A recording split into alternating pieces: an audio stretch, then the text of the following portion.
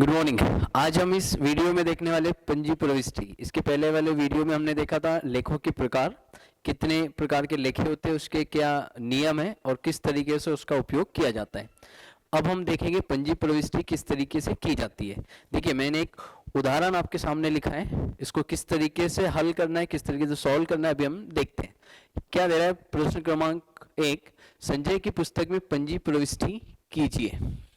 किसकी पुस्तक में? संजय की पुस्तक में। मैंने कहा था कि पंजी प्रविष्टि के लिए हमें क्या करना पड़ता है, सबसे पहले व्यवहार को ध्यान से पढ़ना पड़ेगा और कौन कौन से लेखे प्रभावित हो रहे हैं वो हमें देखना पड़ेगा।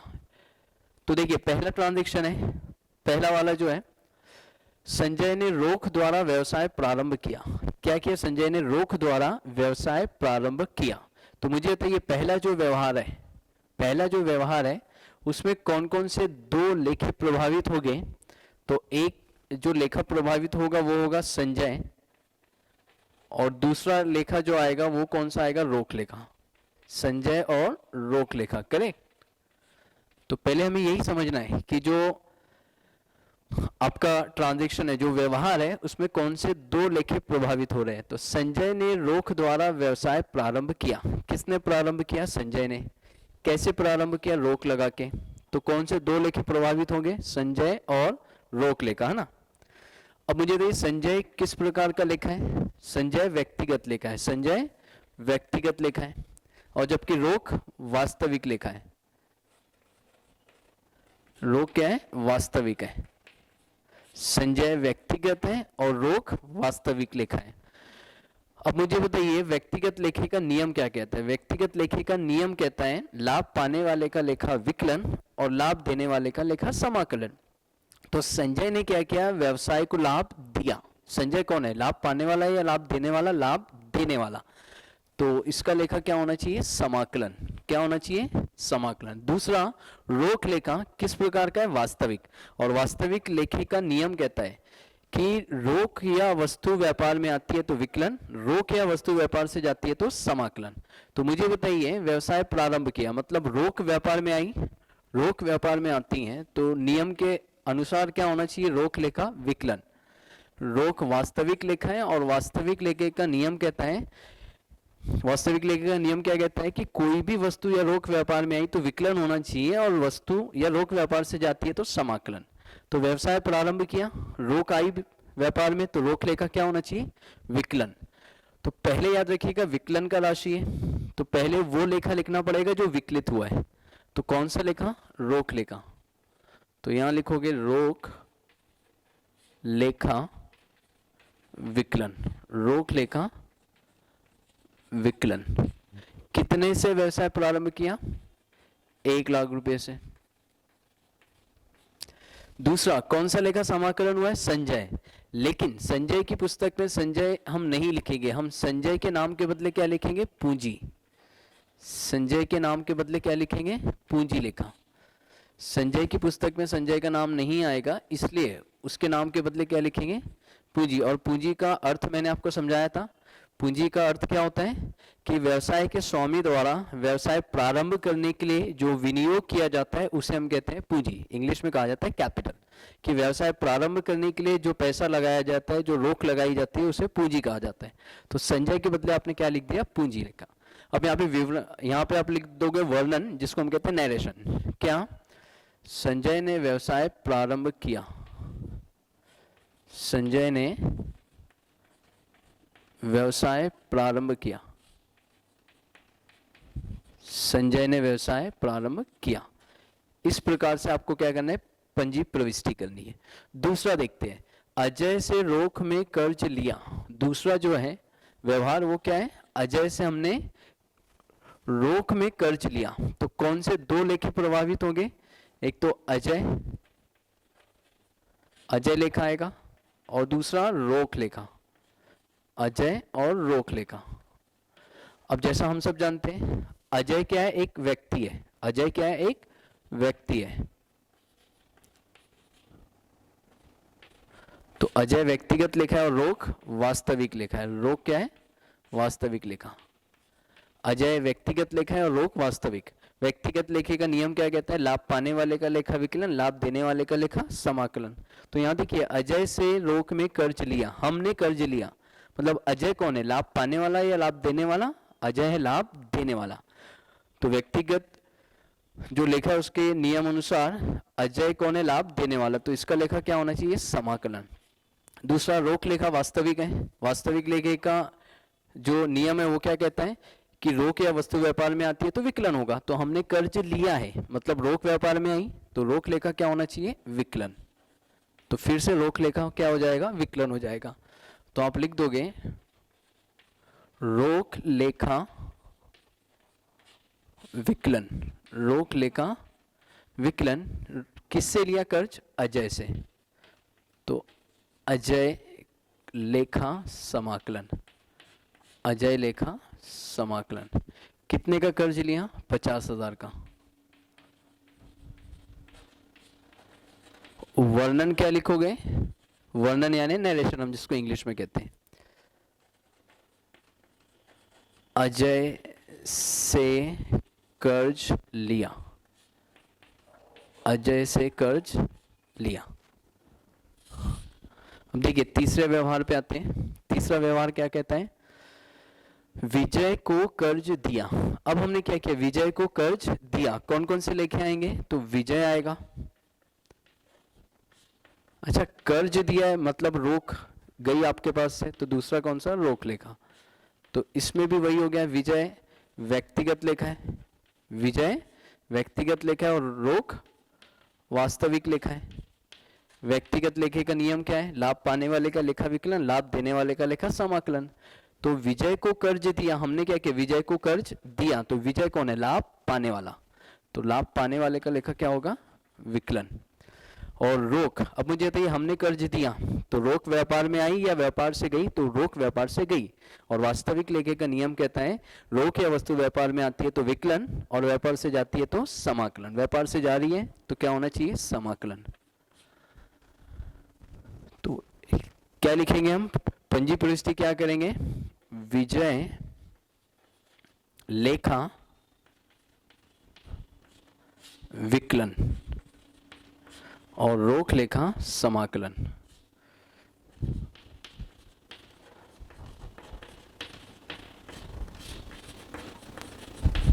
कितना कर्ज है? 20,000 रुपये का।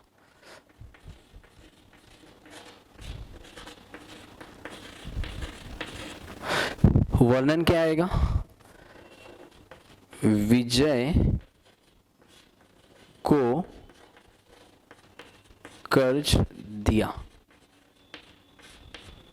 इस प्रकार से इसका वर्णन। तो आप सबको पंजी प्रविष्टि समझ में आ रही होगी, और अगर से अभी तक के चैनल को सब्सक्राइब नहीं किया तो चैनल को सब्सक्राइब जरूर करिए। अब देखिए अगला, वेतन का भुगतान किया हमने। वेतन, वेतन क्या है? हमारा व्यय है। हमने व्यय की परिभाषा भी देखा था कि किसी भी वस्तु या सेवा को प्राप्त करने के लिए या किसी भी वस्तु या सेवा के बदले जो भुगतान किया जाता है उसे व्यय कहते हैं। तो हमने क्या किया? यहाँ पे वेतन का भुगतान किया। तो एक लेखा कौन सा आएगा? वेतन, जिसको हम इंग्लिश में कहते हैं सैलरी। अच्छा, भुगतान किया मतलब रोक गई आपके पास से, तो दूसरा लेखा कौन सा आएगा? रोक लेखा। अब वेतन हमारा व्यय है। वेतन क्या है? हमारा व्यय, मतलब ये किस प्रकार का लेखा है? अवास्तविक। अवास्तविक, जिसको नाम मात्र लेखा भी कहते हैं। अवास्तविक, इसको इंग्लिश में कहते हैं नॉमिनल अकाउंट। तो वेतन लेखा किस प्रकार का है? अवास्तविक। और रोक लेखा आप सब जानते हो वास्तविक है। अवास्तविक लेखे का नियम कहता है कि कोई भी व्यय या हानि होती है, व्यय या हानि होती है तो विकलन, और कोई भी लाभ या आय होता है व्यापार में तो समाकलन। क्या नियम है अवास्तविक लेखे का? कि कोई भी व्यय या हानि अगर से होती है व्यापार में तो विकलन किया जाएगा, और किसी भी प्रकार की आय या किसी भी प्रकार का लाभ होता है तो समाकलन किया जाएगा। हमने क्या किया? वेतन का भुगतान किया, मतलब वेतन व्यय है, तो अवास्तविक लेखे के नियम के अनुसार व्यय को क्या होना चाहिए? विकलन। तो वेतन लेखा विकलन। दूसरा रोक, हमने वेतन का भुगतान किया मतलब रोक आपके पास से गई, रोक वास्तविक लेखा है। नियम क्या कहता है? रोक या वस्तु व्यापार में आई तो विकलन, गई तो समाकलन। रोक जा रही है तो रोक लेखा क्या होगा? समाकलन। अब इसकी पंजी प्रविष्टि क्या करेंगे? वेतन लेखा विकलन, वेतन लेखा विकलन, रोक लेखा समाकलन।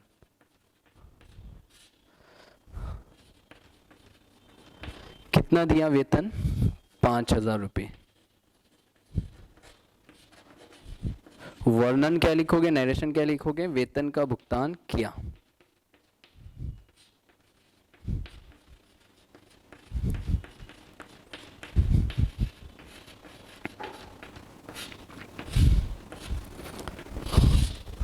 अब देखिए अगला व्यवहार, ब्याज प्राप्त हुआ। ब्याज प्राप्त हुआ, कौन से दो लेखे प्रभावित हो गए? तो ब्याज लेखा प्रभावित होगा, और दूसरा ब्याज प्राप्त हुआ मतलब रोक आई आपके पास, तो दूसरा कौन सा? रोक लेखा। तो एक ब्याज लेखा और दूसरा रोक लेखा। अब याद रखिएगा ब्याज भी जो है वो अवास्तविक है, अवास्तविक है, और रोक लेखा क्या है? वास्तविक है। तो ब्याज अवास्तविक लेखा है। अवास्तविक लेखे का नियम क्या कहता है कि व्यय या हानि होती है तो विकलन, और आय या लाभ होता है तो समाकलन। ब्याज देखिए क्या हुआ है? प्राप्त हुआ है, मतलब आय है। आय क्या होना चाहिए? समाकलन। तो ब्याज लेखा क्या होगा? समाकलन। दूसरा रोक लेखा वास्तविक है। नियम क्या कहता है कि रोक या वस्तु व्यापार में आई तो विकलन। ब्याज मिला है, ब्याज प्राप्त हुआ मतलब रोक आई आपके पास, तो रोक आई है तो रोक लेखा क्या होगा? विकलन। क्या पंजी प्रविष्टि करेंगे? रोक लेखा विकलन, रोक लेखा विकलन, ब्याज लेखा समाकलन। कितना ब्याज? 1,000 रुपये।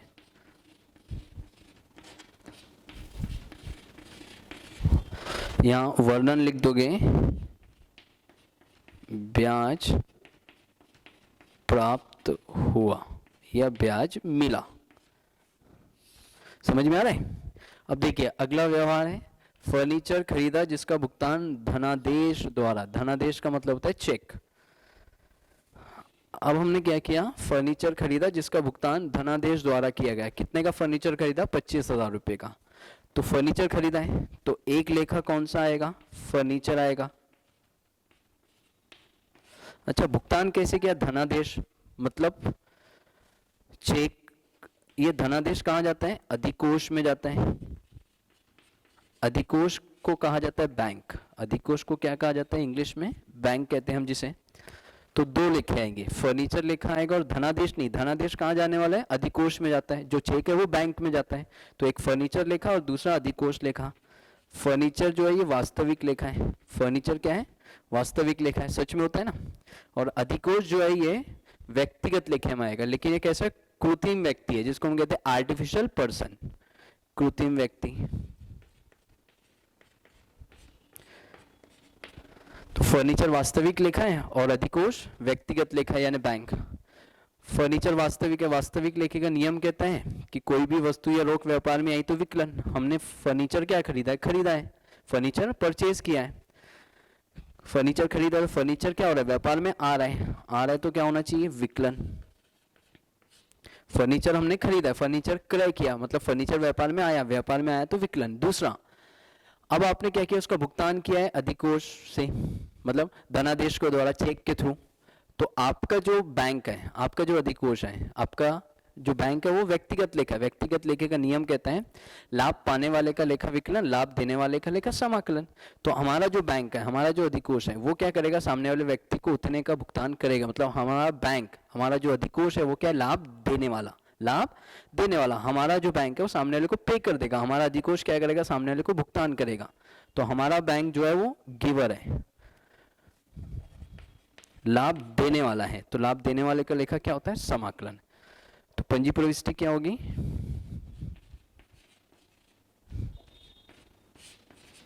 फर्नीचर लेखा विकलन और अधिकोष, अधिकोष यानी बैंक, अधिकोष लेखा समाकलन। कितने का? 25,000 रुपये का। वर्णन लिख दीजिएगा, नरेशन। फर्नीचर, इसको उपस्कर भी कहते हैं। हाँ, फर्नीचर खरीदा तथा धनादेश द्वारा भुगतान किया, ये आपका वर्णन है।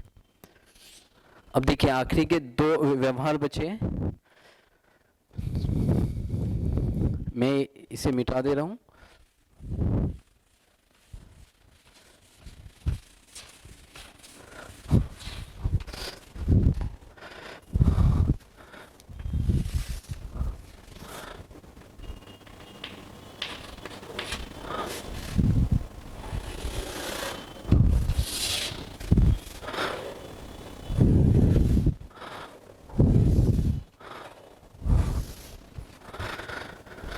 क्या है? सचिन से उधारी पर यंत्र क्रय किया। सचिन से उधारी पर, सचिन से उधारी पर क्या क्रय किया? यंत्र।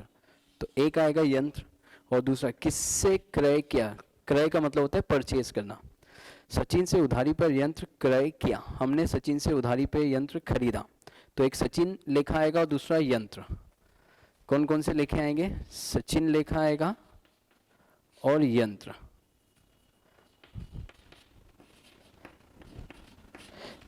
यंत्र यानी मशीन। तो सचिन लेखा और यंत्र, उधारी पे खरीदा है मतलब अभी तक हमने भुगतान किया नहीं, मतलब रोक गई नहीं हमारे पास से। तो सचिन और यंत्र। सचिन व्यक्तिगत लेखा है, सचिन क्या है? व्यक्तिगत लेखा है, और यंत्र जो है ये वास्तविक है। यंत्र क्या है? वास्तविक। व्यक्तिगत लेखे का नियम कहता है लाभ पाने वाले का लेखा विकलन, लाभ देने वाले का लेखा समाकलन। तो सचिन से हमने क्रय किया, सचिन से हमने खरीदा, तो सचिन कौन है? लाभ देने वाला। लाभ देने वाले का लेखा क्या होता है? समाकलन। दूसरा, यंत्र वास्तविक लेखा है। वास्तविक लेखे का नियम है कि वस्तु या रोक व्यापार में आई तो विकलन। तो यंत्र हमने खरीदा है, मतलब यंत्र हमारे व्यापार में आया, व्यापार में आया तो यंत्र लेखा क्या होना चाहिए? विकलन। तो इसकी पंजी प्रविष्टि क्या करोगे? यंत्र लेखा विकलन। किससे खरीदा? सचिन से। सचिन लेखा समाकलन। कितने का यंत्र? 15,000 रुपये का।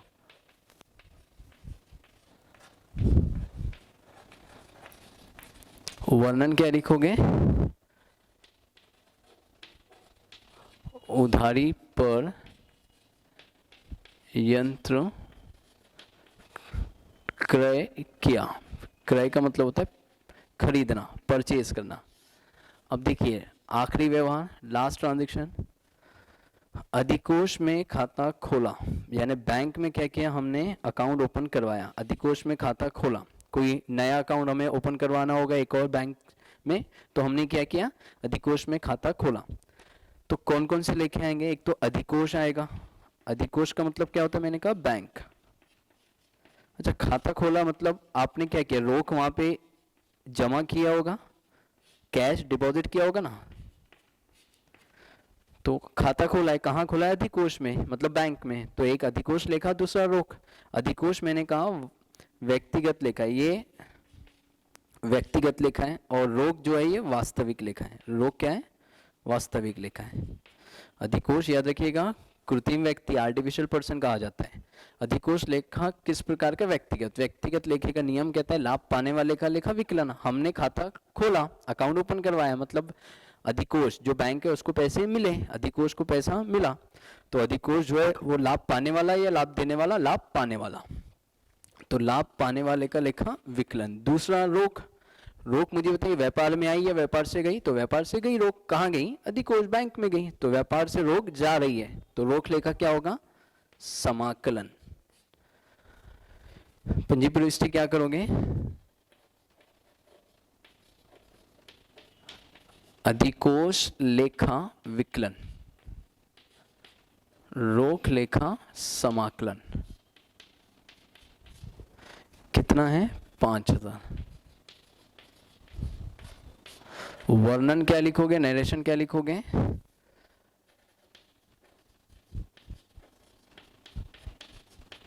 अधिकोष में